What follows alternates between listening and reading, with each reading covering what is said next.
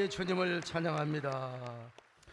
오늘 새해된 예배 회복의 날을 맞아서 현장 예배에 오신 여러분들을 정말 주님의 이름으로 환영하며, 제가 보니까 지금 우리 교회 예배가 인기가 좋아서 온라인으로 함께 하신 분들이 지금 4,300여 명, 숫자로 말하면 10,000명이 훨씬 넘겠죠. 어쨌든 오늘 우리는 이곳에 와서 하나님께 예배를 드리는데, 하나님께서 큰 은혜와 위로와 힐링과 그리고 새 힘을 허락해 주시기를 바랍니다.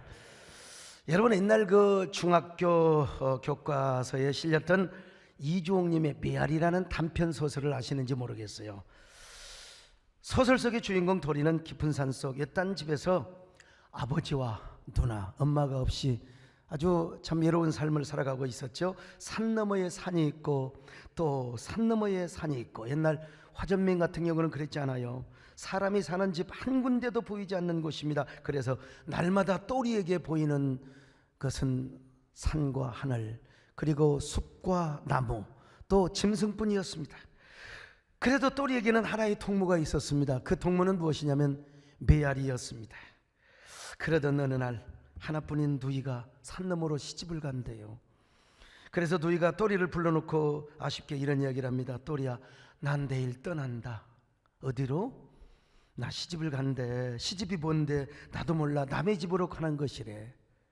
그래서 이튿날 아름다운 사랑을 나누던 산골의 어린 남매는 어쩔 수 없이 이별을 하게 됩니다. 누이가 시집을 가던 날 또리는 눈물을 훔치며 멀리 뒤를 따라갑니다. 다른 사람은 몰라도 또리의 눈에는 붉은 치마를 입은 누이가 똑똑하게 아련하게 멀리 떨어져 갑니다. 사람들 틈에 끼어서 시집가는 누이의 뒷모습을 보면서 또리는 하염없는 눈물을 주체할 수 없이 흘립니다. 근데 또리의 눈에서 눈물이 막 퐁퐁 주체할 수 없이 쏟아지는 그 사이에 그만 또리는 누이의 모습을 놓쳐버리고 맙니다. 그날 밤 또리는 방에 누웠을 때 누나의 베개에서 누이의 향취를 느낍니다. 그때 천정을 올려다보면서 이렇게 질문을 합니다. 누나는 우리 집 생각이 안 나? 나는 누나가 보고 싶은데. 뜨거운 눈물이 귀 안으로 흘러들어왔습니다. 누나야, 나는 누나가 보고 싶어 미쳐 죽겠어. 또리는 다음날 누이가 너무나 그리워서 혼자 울고 또 울었습니다. 그러던 어느 날 오후 아버지가 혼자 감자를 캐러 가는 사이에 누나를 찾으러 갑니다. 가도 사람이 사는 집은 보이지 않고 그만 날이 저물어 길을 잃어버리고 말았습니다. 땅바닥에 주저앉아 엉엉 울고 있었는데 아버지가 횃불을 들고 아이에게 찾아왔어요. 그리고 아버지가 또리를 등에 업고 집으로 데려갑니다. 잠이 들었습니다. 아침에 깨어나서 보니까 또리에게 동생이 하나 생겼습니다. 어미소가 마침내 송아지를 낳은 것입니다. 또리는 뉘앙간 안으로 들어가 너무나 반가워서 송아지를 콕 껴안습니다. 그리고 또리는 오랜만에 그의 친구의 메아리를 찾아갔습니다. 그리고 이렇게 외쳤습니다. 내 사나! 대답을 합니다. 내 사나. 우리 집에 새끼 소 한 마리가 났어. 우리 집에 새끼 소 한 마리가 났어. 또리는 메아리가 누나가 있는 곳에 가서 그대로 이 소식을 전해줄 것이라고 믿고 생각을 합니다. 그리고 소설은 이렇게 끝나죠. 여러분, 얼마나 아름답고 참 서정적인, 우리 눈물샘을 자극하는 서정적인 이야기입니까? 누구에게나 누이에 대한 그리움, 누이에 대한 그 아름다움은 이렇게 애틋하고 참 아주 서글픈 거죠. 저도 큰 누나가 시집갈 때 얼마나 많이 운 줄 아십니까? 저는 이 생각을 하면서 목요일 저녁에 저녁 산행을 하였습니다. 깊은 밤 산행을 하며 요즘 많이 불렀던 보랏빛 엽서를 한번 제가 불러봤어요. 그랬더니 지금까지 코로나19로 인해 나오지 못한 성도들이 갑자기 누이처럼 생각이 났습니다. 그러다가 문득 또 제이라는 노래가 가슴속에 파문처럼 다가왔어요. 코로나19 때문에 아직도 보지 못한 누이 같은 성도들, 그날 저녁은 아직도 보지 못한 성도들이 바로 누이처럼 생각이 들었고 제이처럼 느껴졌습니다. 그래서 제가 저녁 숲길을 걸으면서 제이라는 노래를 약간 개사를 해서 제가 불렀습니다. 여러분, 이런 노래를 부르며 우리 성도들을 그리워하는 이 목사의 마음이 여러분 마음이 와 닿습니까? 저는 어제 토요일 오전에 우리 교회 학교 학생들 가르치는 교사들 부흥회를 했어요. 여러분, 내가 이런 노래를 부르며 이런 보랏빛 엽서를 부르고 제일하는 노래를 부르면서 우리 성도들을 누이처럼 그렇게 양들처럼 그리워하며 사모하는 이 목사의 마음 느껴졌느냐? 그렇다면 여러분이 맡은 부서의 아이들, 여러분이 맡은 반 아이들을 그렇게 사모하며 사모곡을 부르는 심정으로 아이들을 그렇게 품이 안았느냐요? 고개를 다 떨구는 거예요. 오늘이라도 전화하고 신방을 해라. 오늘 아까 보고 받아보니까 주일학교 일부 70%가 넘게 나왔다는 거예요. 얼마나 여러분 정말 대단합니까? 그런 겁니다. 여러분요, 우리가 그런 사무치는 마음으로 목회도 하고 노래를 부르고 우리가 신방을 할 때 상대방의 가슴에 진정성이 느껴지게 되는 거예요. 근간에요, 제의를 부르셨던 이선희 선생님께서 헤어졌던 사람들을 향하여 이 코로나 때 아주 좋은 노래죠. 안부라는 주제로 그런 그 노래를 이제 발표하신다고 제가 들었어요. 저 역시 코로나19로 인해서 아직 현장 예배에 오지 못하고 온라인 예배만 드리는 분들에게 안부를 묻고 싶습니다. 그리고 이 노래 나오면 저도 여러분을 향하여 애틋하게 한번 불러보려고 합니다. 제가 여러분을 여전히 누이처럼 그리워하고 사랑하고 있기 때문에 그렇습니다. 오늘 본문을 보니까 솔로몬 왕이 술람미 여인을 향하여 나의 사랑하는 누이라고 고백합니다. 나의 사랑하는 신부이자 누이라는 거요. 자, 아가서 4장 12절을 보실까요? 시작. 내 누이 내 신부는 잠근 동산이요. 솔로몬 왕은 술람미 여인에게서 가장 남녀간의 에로스, 그것만을 생각하는 게 아니에요. 보통 남자는 에로스 아닙니까? 그냥 불타는 이 마음을 믿어주세요. 아니에요. 지금 스톨계, 혈육의 그 사랑도 함께 포함을 하고 있는 거예요. 그래서 솔로몬은 술람미 여인을 향하여 사랑하는 내 누이야. 사랑이라는 게 그러는 거예요. 이게요, 부부간에 처음에는 막 좋다고 물고 뿔고 그냥 그 당신이 없으면 나는 못 산다고. 근데 한 5년 10년 살면 원수라니까. 와가지고 목사님 나 못 살겠어요. 왜 못 사느냐? 성격이 안 맞아서. 이런 이 성격은 나도 산다 이거사. 그냥 우리 마누라하고 나하고 산 것 봐라. 여러분, 누이 같은 사랑을 해야 돼. 누이. 그래서 마음에 안 들어도 내 사랑하는 남편과 아내가 에로스를 넘어서, 에로스는 이게 별거 없어요. 조금 지나면 누이 같은, 남매 같은. 그래서 이제 나중에 늙으면 망태 사랑한다고 하잖아요. 배장로님 오래 살아보니까 바로 망태 사랑이요. 이게 누이 같은 사랑인 것입니다. 우리 예수님이 이렇게 우리를 사랑하셨거든요. 우리 예수님은 우리가 느낄 수 없는 막연한 하늘의 영적인 사랑만을 하신 분이에요. 그분이 육체 가운데 오셨어요. 그러다가 우리를 위하여 십자가에 죽으셨던 것 아니겠습니까? 성경을 보면 그냥 우리를 사랑하는 게 아니라 동정 어린 사랑을 하신다는 겁니다. 자, 히브리서 4장 15절 시작. 우리에게 있는 대제사장은 우리의 연약함을 동정하지 못하시리가 아니요. 여기 여러분요, 동정이란 말은 좀 사실은요, 우리 예수님이 깊이 우리를 이해한단 말입니다. 옛날 성경에는 체휼이라고 써야죠. 이게 더 올바른 번역이. 우리 예수님이 육신으로 오셔서 우리 연약함을 하신다는 거예요. 그냥 긍휼히 여기는 게 아니라 육신으로 살아본 경험으로 우리를 동정하시고 체휼하신다는 것 아니겠습니까? 바로 이러한 예수님의 마음을 솔로몬이 이렇게 문학적 서정적으로 표현하고 있어요. 사랑하는 내 누이야, 사랑하는 나의 신부야. 그런데 이 누이가 뭐요? 잠근 동산이요, 덮은 우물이요, 봉한 샘이라고 표현하고 있어요. 자, 아가서 4장 12절 보실까요? 시작. 내 누이 내 신부는 잠근 동산이요 덮은 우물이요 봉한 샘이로구나. 여러분, 잠근 동산이란 말이 무슨 말이요? 비원이란 말입니다. 공원은요 아무나 갈 수 있어요. 넉마주의도 갑니다. 여러분, 술 먹고 알코올 중독자도 그냥 그 벤치에서 누워가지고 할 수 있어요. 비원은 아무도 못 들어가요. 왕만 거닐어요. 왕이 초청해야 갈 수 있습니다. 근데 이 술람미 여인을 나의 비원이라고 고백합니다. 무슨 말입니까? 바로 술람미 여인의 기쁨, 사랑, 행복, 나만이 차지하며 나만 그 사랑을 누릴 수 있다는 것입니다. 솔로몬은 여러분 똑같은 표현을 하고 있습니다. 덮은 우물이요 봉한 샘이라고 말합니다. 여러분, 우물을 덮어놓아야 될 거 아니겠습니까? 온갖 우물 갖다가 공개해 보세요. 쓰레기도 누가 놓을 수 있고 사이다 병도 던질 수 있고. 근데요, 샘을 막아버렸어요. 봉한 샘이라. 아무나 이 샘을 먹을 수 없어 나만 먹을 수밖에 없다는 것입니다.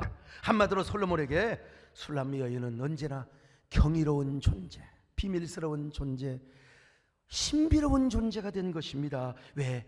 술람미 여인의 순결성 때문에 그런 거예요. 순결성. 여러분, 제 고향이 남원이라는 거 다 아시잖아요. 남원 하면 뭐가 생각나요? 춘향전이 생각이 나요. 오늘 제가 소도령처럼 이렇게 한복을 입고 왔습니다 하면은 소몽룡이라고 생각하세요. 이 몽룡이가 한양을 떠난 후에 춘향이는 오묘불망 이도령을 이게 사실 요즘 보면요, 무책임한 남자, 이게 머리에 피도 안 마른 놈이 어떻게 사랑을 해가지고 세상에 춘향이를 그렇게 떨쳐놓고 가면 어떻게 되느냐 이거요. 변학도가 이 춘향이를 말이요 수청을 들라고, 그래도 일편단심 춘향이는 이도령에게 자신의 순결 정조를 지키기 위해 감옥에 들어가요. 이 사실을 이몽룡이가 알아야죠. 남자들 잘 들어요. 좀 책임을 져야지. 그래서 방자를 통해서 편지를 보냅니다. 그러나 어느 세월에 이 편지가 이몽룡에게 전달이 되겠습니까? 그러니 춘향이는 감옥에서 처형될 날을 기다리면서 그 아름답던 춘향이가 쑥대머리에 머리를 완전히 그냥 물 풀어 헤쳐가지고 귀신 형용으로, 귀신의 모습으로 지금 말이요 감옥에서 죽을 날을 기다리고 있는 거. 이때 춘향이의 기가 막힌 심정, 구슬픈 춘향이의 노랫가락을 한번 판소리로 들어보시겠습니까? 그때여 춘향이 옥방에서 탄식을 하는디 쑥대머리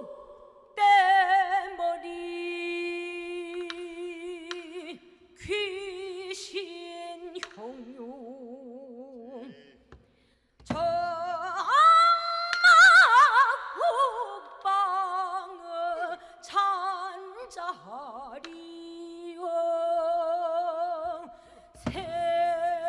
생각난 것이뿐이라.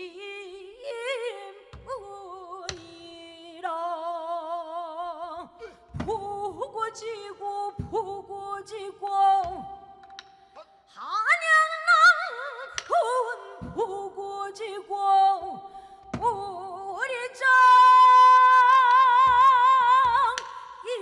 이별 일정서를 내가 못 봤으니 부모 봉양 그을 공포와 겨를이 없어서 이러든가. 여러분, 옛날에는요, 박수 한번 하실래요? 옛날에는 막 그냥 이런 춘향가의 옥중가를 부르면 막 애들이 막 사람들이 다 울렀는데, 여러분들이 지금 도대체 눈물이 안 나는 거 보니까 심령이 강팍해서 그러는가. 쑥대머리 귀신 형용. 내가 좀 한번 올라가네 보니까. 아무튼 이몽룡이 이때쯤 장모 월매에게 찾아왔어요. 월매가 장독대에 찬물을 올려놓고 비나이다 비나이다 천지신명이, 우리로 말하면 무슨 말입니까? 하늘과 땅을 지으신 여호와 우리 하나님이시여, 기도하오니 응답하옵소서. 내 딸 춘향이를 살려주옵소서. 그런데 이몽룡이가 에이 참, 거지 차림으로 왔어. 거지 차림으로 왔어. 아유, 저처럼 이렇게 좀 딱 과거에 합격한 그 모습으로 그 장모 있는가? 그럼 와야지 말이죠. 이 거짓 차림으로. 월매가 하도 기가 막혀서 왜 이런 꼴로 왔느냐고 물어보니까 이몽룡이 한양에 올라가서 과거도 떨어지고 집안이 패가 망신해서 이렇게 왔다고 아버지는 역적이 되어서 귀양살이를 가고, 요건 내가 보탠 겁니다.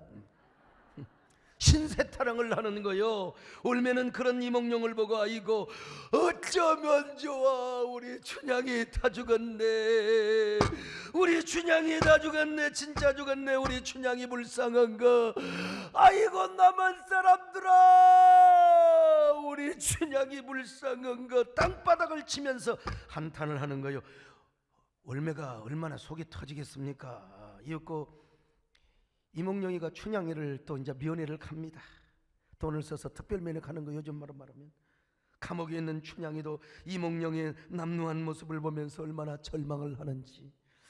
그래도 이몽룡은요 얼마나 넉살이 좋은지, 춘향아 절망하지 마라. 하늘이 무너지고 땅이 꺼진다 할지라도 사람이 살아날 구멍이 있느니라. 사람의 목숨이 그렇게 쉽게 죽는 법이 아니니라. 춘향아 걱정 마라. 이런 넉살 세상에 누가 보면 미친놈이야. 춘향이는 처량한 모습으로 눈물을 흘리며 말합니다. 서방님, 제가 죽으면 내일 이제 변사또 앞에 죽임을 당할 텐데 서방님 문중에 저를 묻어 주시와요. 그래도 이몽룡은 껄껄 웃으면서 말합니다. 춘향아, 죽긴 왜 죽어? 응? 너는 안 죽는다. 하늘이 무너져도 솟아날 구멍이 있어. 절대로 우리 춘향이 죽지 않으리라. 그러면서 이튿날 이몽룡은 변사또 앞에 가서 술 한잔 달라고 하면서 멋진 시를 하나 짓습니다. 금준미준 천인열이요 옥반가요 만성고라. 총론학시 민론학이요 가성고처 원성고라. 금동이의 아름다운 술은 일천백성의 피요 옥쟁반의 아름다운 안주는 일만백성의 기름이라. 촌농이 떨어진 곳에 백성 눈물 떨어지고 노랫소리 드높은 곳에 원망소리 드높구나. 여러분 변학도 가보니까 이런 미친놈이 어디가 있어요. 저런 미친놈의 저런 거렁장미를 당장 잡아 넣으렸다 이방. 예. 그래가지고 여러분요 그냥 그 신하들이 막 이몽룡을 그냥 밧줄로 딱 묶어서 감옥에 넣으려고 하는데 담에서 어졸들이 뛰쳐나와서, 여러분 이게 반전입니다. 이게 절묘한 타이밍에 암행어사 출도요, 암행어사 출도요. 뮤지컬 같으면 암행어사 출도요, 암행어사 출도요, 암행어사 출도요. 그래가지고 이 변학도 이 멍청한 놈을 그냥 당장 포박을 합니다. 거기에 뭐 전부 모였던 잔치에 모였던 손님들까지 전부 다 포박을 하고 타락한 관원들을 다 처리합니다. 그런데 아무튼 그때까지만 해도 춘향이는 아무것도 모르고 있었습니다.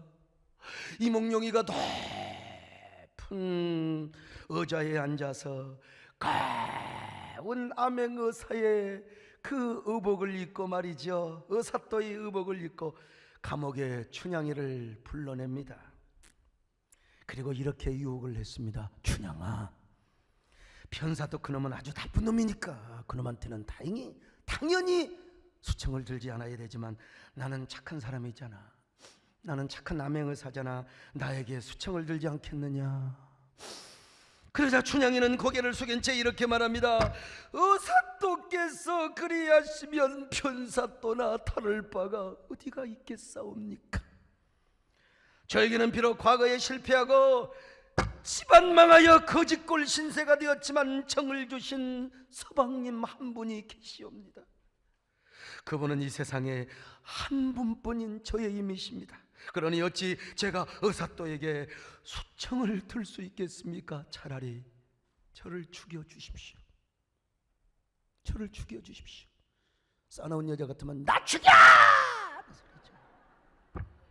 여러분, 이몽룡이 순간 눈물이 팍 도는 거요. 아니, 눈물을 주체할 수가 없습니다. 그런 춘향의 모습이 이몽룡에게 너무나 신비롭고 경이롭고 비밀스럽게 보이는 거예요. 솔직히 춘향이가 올매딸이요, 기생딸이요, 사실은 천민 출신이라 이 말이요. 그럼에도 불구하고 확 그렇게 자신을 위하여 정조를 지키는 그 춘향이의 모습을 바라보며, 여러분, 의사또는 목젖이 뜨거워 목이 메이는 소리로 이렇게 말합니다. 춘향아, 고개를 들어봐라. 눈을 들어 나를 봐라. 내가 왔다. 때가 왔어. 춘향아, 그러니까 여러분, 세상에 춘향이가 고개를 들어보니 자기 서방님이요 이몽룡이가 의사또가 되어서 자신에게 왔습니다. 춘향이 이슬 같은 구슬 같은 눈물을 줄줄 흘리면서 이몽룡을 바라봅니다. 정말 서방님이시옵니까? 진정 내가 그토록 연모하고 그리워하였던 이 세상에 한 분뿐인 서방님이시옵니까? 내가 죽어서 서방님을 배울 줄 알았는데 이렇게 서방님을 보니 이게 꿈입니까? 생시옵니까? 아이고 서방님, 아이고 서방님. 이때의 춘향의 이 감격을 다시 한번 판소리로 들어보십시다. 아이고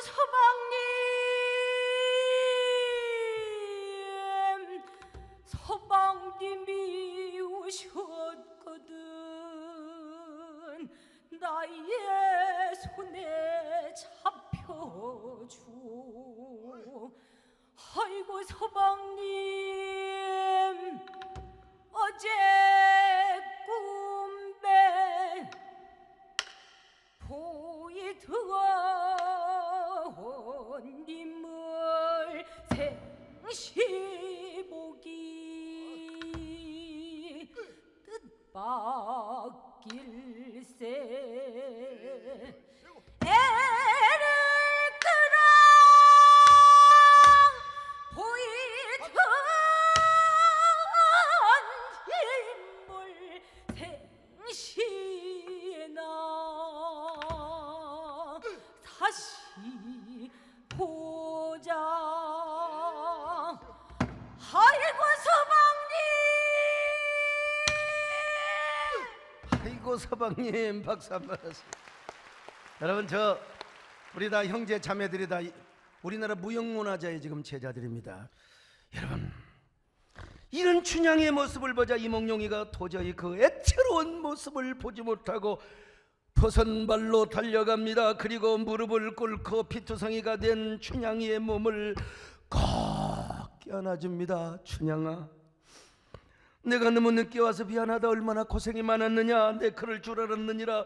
너는 나를 끝까지 기다리며 나를 향한 지조를 지킬 줄 알았느니라. 이제 내가 너를 한양으로 데려다가 정경 부인으로 삼으리라. 정경 부인으로 삼으리라.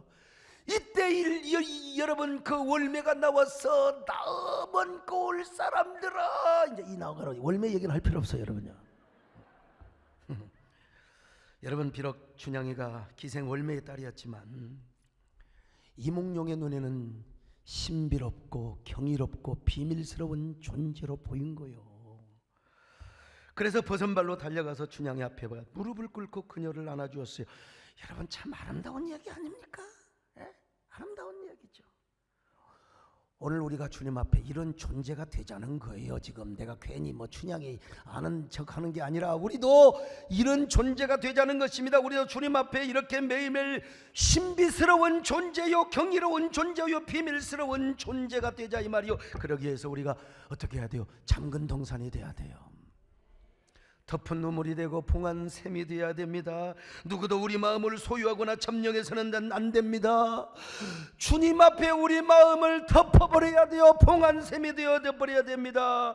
춘향이가 변사또의 수청을 끝까지 거절하고 심지어는 의사또의 감미로운 유혹까지도 거절했던 것처럼 우리는 사탄 마귀의 달콤한 유혹을 우리는 뿌리칠 수 있어야 돼요. 사탄의 간교한 시험을 이겨내야 됩니다. 우리의 신앙이 너무나 냉담하고 세속적이고 코로나19 때문에 우리가 벌벌 떨어서는 아니 된다 이 말이요. 적어도 우리가 영혼의 정조와 순결을 지켜야 된다는 겁니다. 이런 사람이 이 시대에 진정한 술람미와 같은 성도가 되는 거예요. 우리 모두 이런 성도 되시기를 축원합니다. 내 마음은 정했습니다. 주님 믿어요. 믿어주세요. 내 마음은 정했어요.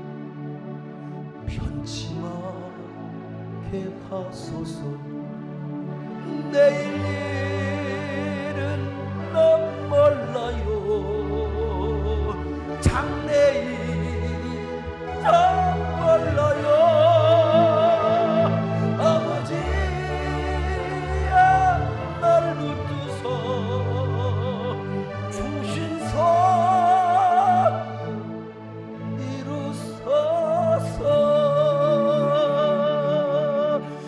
그러기 위해서는 물론 하나님이 능력을 주시고 은혜를 주셔야 됩니다. 그런데 주님이 우리에게 분명히 은혜를 주셨어요. 지혜도 주시고.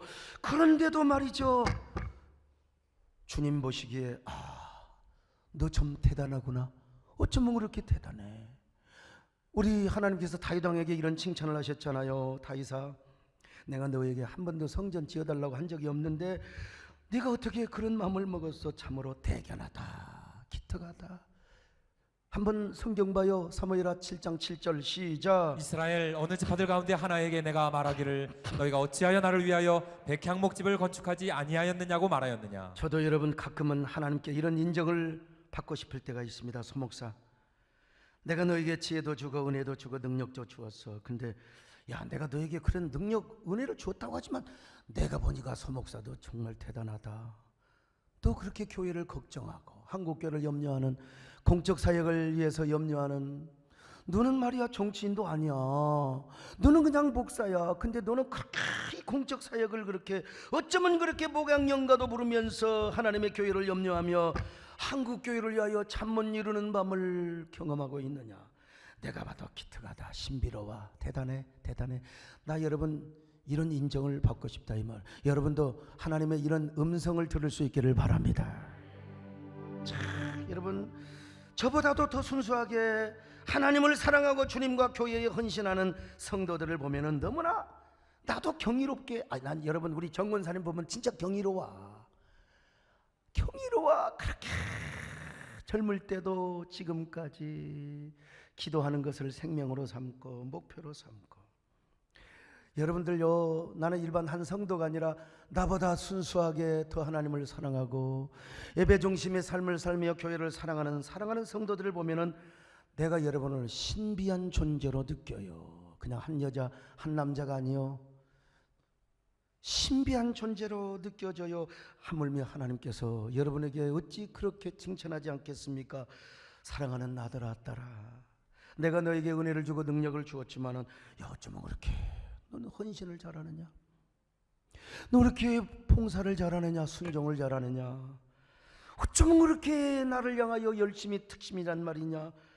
난 그러니까 너를 볼 때마다 신비스러운 존재요, 경이로운 존재요, 비밀스러운 존재로 느껴지는구나. 오늘 여러분, 오늘 이 저의 사람의 음성이 하나님의 음성으로 들려지시기를 바랍니다. 내가 너를 얼마나 사랑하는지 너는 아느냐.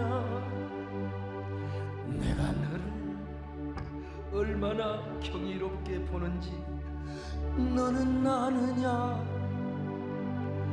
내가 너를 얼마나 신비롭게 보는지 너는 아느냐. 너는 아느냐. 너는 아느냐. 오늘 여러분 우리가 이런 성도가 되기 위해서 술람 여인처럼 잠근 동산이 돼야 돼요. 덮은 눈물이 돼야 됩니다. 봉안샘이 돼야 됩니다. 코로나19 때 여러분 어떻게 신앙생활 하셨습니까? 주님 앞에 잠근 동산이요, 그리고 덮은 눈물이요, 봉안샘으로 사셨습니까? 온라인 예배를 드리면서도 그렇게 주님을 사모하셨습니까? 스스로 영혼의 순결을 지키며 창의적인 헌신을 하셨다고 생각하십니까? 여러분, 영혼의 순수 시대를 이어는 퍼스트 리더가 된다고 여러분 자부할 수 있겠습니까? 오늘 다시 한번 우리의 고백을 하나님 앞에 드려보십시다. 사랑해요, 목소리 높여 경배해요. 내 영혼 기뻐 오 나의 왕, 나의 목소리 주님 귀에 곱게 곱게 들리기를. 주께서 주신 모든 은혜 나는 말할 수 없네. 내 영혼 즐거이 주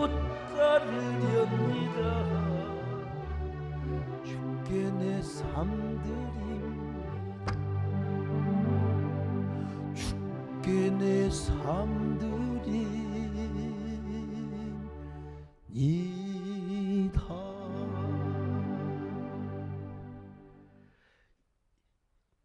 이런 술람 여인을 향하여 솔로몬이가 이 동산을 생산의 동산이라고 또 예찬을 합니다. 자, 아가서 4장 13절로 14절입니다. 시작. 내게서 나는 것은 석류나무와 각종 아름다운 가수와 고베라와 나도풀과 나도와 번홍화와 창포와 개수와 각종 유향목과 몰약과 침향과 모든 귀한 향품이요. 쉽게 말하면 여러분, 술람의 여인이 동산이야. 지금 주님의 동산. 근데 거기에 온갖 꽃 향기, 과일 향기, 각종 침향, 목향, 유향, 향료품이 그냥 얼마나 향기롭게 울려퍼린지를 몰라요. 얼마나 아름다운 문학적 표현입니까? 술람이라고 하는 아름다운 동산에서 석류나무, 각종 아름다운 과수와 아름다운 꽃향기, 몰약과 침향과 귀한 향품이 나온다는 거요. 이 동산은 저 아담과 하와가 살았던 에덴 동산을 연상케 해줍니다. 오늘 여러분, 우리가 주님의 동산이 되시기를 축원합니다. 주님의 동산. 그리고 우리의 동산에서 언제나 예수 그리스도의 향기가 나야 됩니다. 당연히 우리가 신앙생활하면서 주님 앞에 영적인 성결을 지키고 지조를 지키면 우리 동산에서 그리스도의 향기가 진동하게 되어 있어요. 예수 그리스도를 소망하며 일편단심으로 그렇게 사랑하는 자의 삶의 삶 속에 뭐가 나와요? 꿀인내가 나오는 게 아니요, 악취가 나오는 게 아니요. 여러분, 예수 그리스도의 향기가 바래지게 되는 거예요. 코로나 위기 상황 속에서도 여러분이 하나님만을 사모하며 예배를 사모하며 신앙의 정조와 그리고 창의적 헌신을 여러분이 드렸다면 오늘 여러분의 몸에서는, 아니 우리 교회 예배를 통해서 예수 그리스도의 향기가 물씬 지금 아마 진동되고 있을 것입니다. 그래서 사도 바울이 이렇게 고백했지 않습니까? 자, 고린도후서 2장 15절 봅니다. 시작. 우리는 구원받는 자들에게나 망하는 자들에게나 하나님 앞에서 그리스도의 향기니. 오늘 우리가 그리스도의 향기가 되시기를 바랍니다. 아멘. 너희는 그리스도 향기요 세상의 빛이 언제나 어디서나 향기를 바랄지니라. 사랑하는 자여, 내 영혼이 잘됨 없이 내가 범사에 잘되고 간건 길을 간구하노라. 너희는 그리스도 향기요 세상의 빛이니 만일은 소금같이 변치 말지니라.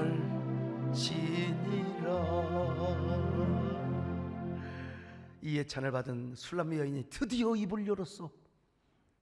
드디어 솔로몬 앞에 입을 엽니다. 두 팔을 벌리며 하늘과 땅을 향하여 이렇게 외칩니다. 자, 아가서 4장 16절입니다. 시작. 북풍아 일어나라, 남풍아 오라. 나의 동산에 불어서 향기를 날리라. 나의 사랑하는 자가 그 동산에 들어가서 그 아름다운 열매 먹기를 원하노라.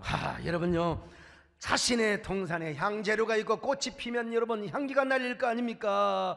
그러면 그 향기가 멀리 진동하기 위해서는 바람이 불어와야 되는 겁니다. 여러분, 자신의 향기를 멀리 향기를, 여러분 지금 두 팔을 벌리며 자신의 향기 냄새가 멀리 퍼지기 위해서는 여러분요, 바람이 불어와야 돼요. 바람이 불어야 돼요.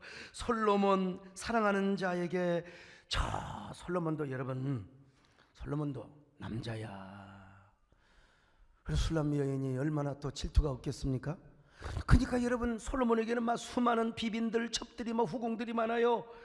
그런데 자신의 동산에서 향재료가 있는데 요 냄새를 저 솔로몬의 궁전까지 그냥 바람 불어도록 해야 될 거 아니요. 그럴 때 솔로몬이 그 향냄을 맡고 저녁에 자신의 처소에 들어오기를 원하는 게 술람미의 지금 목적이란 말이요. 그래서 지금 술람미가 뭐라고 하느냐? 자, 북풍아 일어나라, 남풍아 오라, 나의 동산에 불어서 향기를 날리라. 같이 한번 읽어볼까요? 4장 16절 다시 봅니다. 시작. 북풍아 일어나라, 남풍아 오라, 나의 동산에 불어서 향기를 날리라. 나의 사랑하는 자가 그 동산에 들어가서 그 아름다운 열매 먹기를 원하노라. 그래서 술람미 여인은 자신의 동산의 바람이 멀리 멀리 불어가서 그 향냄을 맡고 자신의 처소에 매일 저녁 솔로몬 오세요 이런 말입니다, 여러분요.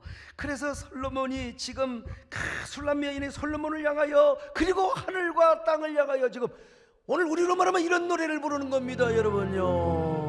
동남풍아 불어라, 서풍아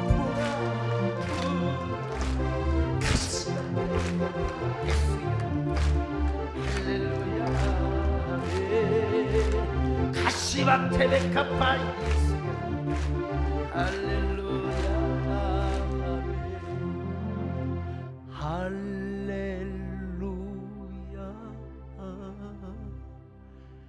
아멘. 이 정도가 돼야 솔로몬이 오지요. 할렐루야 이러고 계세요? 실제로 솔로몬이 매일 밤 술람미 여인을 찾았어요. 고백을 한번 들어봅시다. 자, 아가서 4장 6절입니다. 시작. 날이 저물고 그림자가 사라지기 전에 내가 모략산과 유양의 작은 산으로 가리라. 여러분, 지금 지난 시간에 못 들으신 분들을 말씀드렸는데 아가서는 사실은 솔로몬과 술람미와의 사랑의 이야기인데 바로 그것이 하나님과 우리 예수 그리스도와 교회와의 관계의 사랑을 서정적으로 예표적으로 문학적으로 묘사해주고 있는 성경이라고 했잖아요. 오늘 그런 의미에서 우리도 주님 앞에 영적인 몰약산이 되고 유양산이 되어야 됩니다. 각종 아름다운 과수와 여러 꽃들과 몰약과 침향의 향기가 날리는 주님의 아름다운 동산이요. 그래서 우리 세덴이라고 하는 이 동산에 언제나 주님이 찾아오시기를 바랍니다. 찾아오셔서 여러분의 영혼을 만져주시기를 바랍니다. 여러분의 상처를 보듬어 주시기를 바랍니다. 여러분의 아픔을 치유하여 주시기를 바랍니다. 그러려면은 우리의 동산이 향내음이 나야 돼요. 향내음. 언제나 우리 동산에 주님이 걸어 다니도록 해야 되잖아요. 교회가 어떤 곳입니까? 부름받은 성도들 한 동산이 모여서 작은 동산이 모여서 큰 동산을 이루는 것이 바로 교회입니다. 여러분, 그 동산은 유양산이 되고 몰약산이 되어야 되는 거예요. 그런데 그 동산에서 이루어질 향연의 절정이 뭔 줄 아세요? 그 절정은 예배입니다. 예배. 예배를 통하여 에덴 동산의 원형을 이루어 간다는 것입니다. 그러므로 우리가 모여서 예배를 드릴 때 주님께 온갖 향기와 향내음을 바라게 하는 거예요. 그럴 때 신랑 되신 예수님께서 우리 가운데 오셔서 우리가 바치는 사랑의 과일을 따먹고 온갖 향기를 받으시고 그리고 우리 예배를 받으시며 이 땅을 고쳐주시는 거예요. 할렐루야. 교회가 어떤 것이냐? 동산의 향연이 바로 절정이 예배라는 거예요. 예배. 그러므로 여러분, 우리가 모여서 예배를 드릴 때 주님께서 온갖 향기와 향냄을 받아주시고 이 땅을 고쳐주시는 거예요. 이 나라 코로나가 종식될 줄로 믿습니다.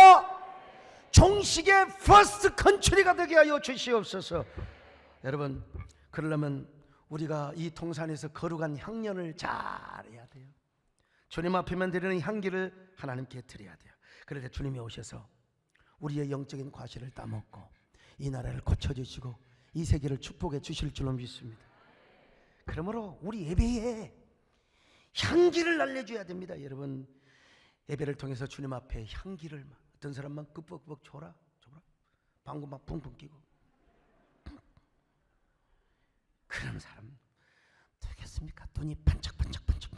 이야, 저 우리 목사님 한복 얼마짜린가?